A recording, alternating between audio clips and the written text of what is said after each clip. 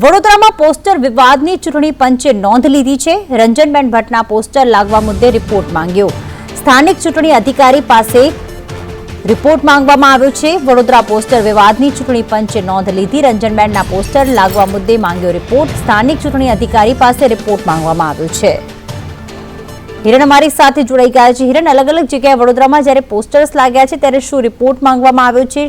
કેટલી સમય અવધિ આપવામાં આવી છે?